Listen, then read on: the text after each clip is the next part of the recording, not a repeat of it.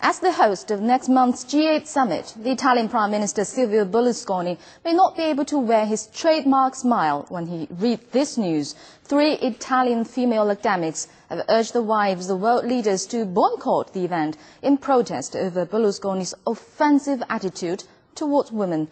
And Berlusconi has made no secret of his love of women, but his recent sex scandal is now threatening to overshadow him. Gossip Man here, your one source into the scandalous lives of Italian elites. Does anyone have any questions to ask me about minors? 2 months ago, 72-year-old Silvio Berlusconi turned up at the 18th birthday party of Naomi Letizia, giving her a gold and diamond necklace. He said she's the daughter of a friend from political circles.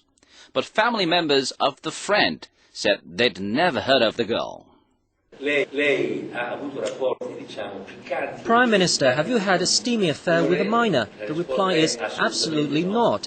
I have sworn it on the life of my children, and I said that I'm aware that if this were perjury, I would have to resign a minute later. Still, Veronica Lariel, Berlusconi's second wife, filed for divorce. And the scandals keep coming. 3 women have told Italian newspapers they were recruited to attend parties at Berlusconi's residences. 2 of them, including a high-end prostitute, say they were paid $1,400. Weeks before, photos appeared showing topless people partying in Berlusconi's villa. I think this is a private question. Politics is one thing and private life is something else. But how different is it? Last year, the Prime Minister appointed 4 women ministers in his new government. He once publicly said he'd marry former showgirl Mara Cafagna if he were single. She became his Minister of Equal Opportunity. This year, Berlusconi chose 4 attractive female candidates for European elections. Supporters say he's raised the social status of Italian women. But when it comes to women's rights, statistically, Italy ranks second lowest among Western European countries, followed by Portugal. Berlusconi acts like a spoiled boy at home, and every time he goes abroad, Italians wonder what his next blunder will be. In the past year alone, he joked that Barack Obama has a good tan. He whispered to French President Nicolas Sarkozy that he gave him his Italian-born wife, Carla Bruni. He was rebuked by Queen Elizabeth before the G20 summit in London.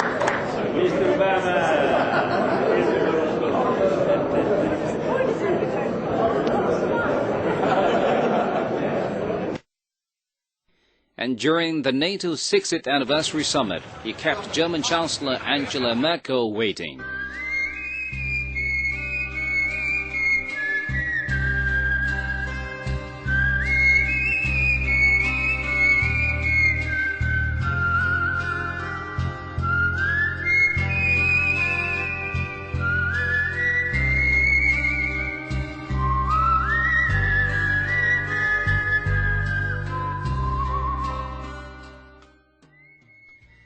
For some, Berlusconi will win their support as long as he shows he's honest in how he runs the country.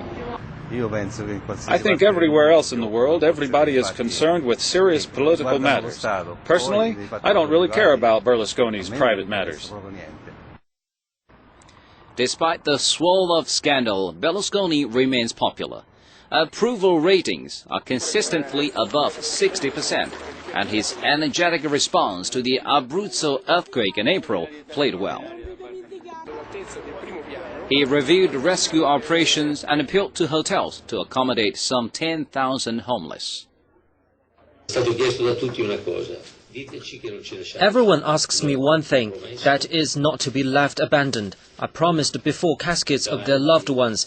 The government takes it upon itself to help those who have been hit by this. He also moved the July G8 summit to the city to help get the local economy back on its feet. Non ho capito bene.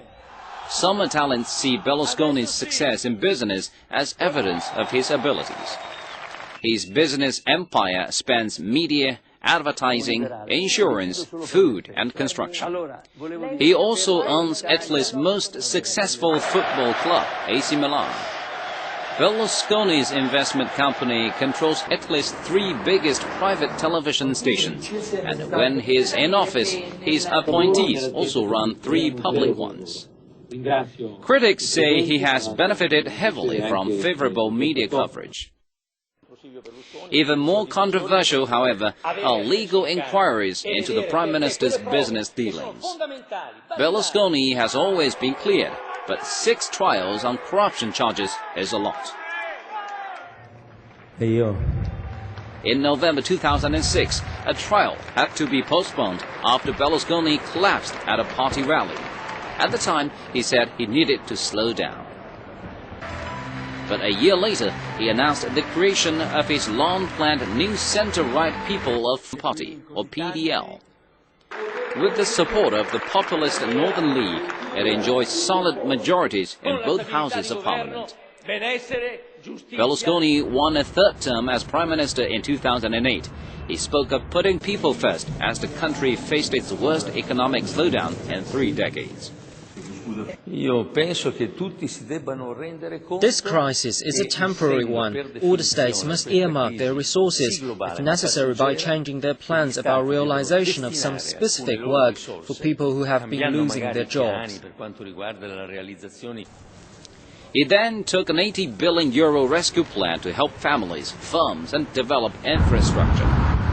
And his cabinet is ready to approve a decree granting tax breaks.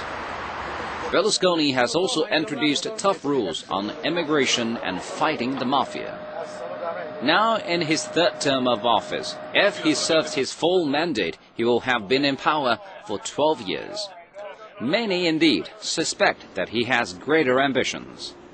He's frequently said he would like to reinvent the role of Italian president, turning it from a ceremonial role into an active, powerful position.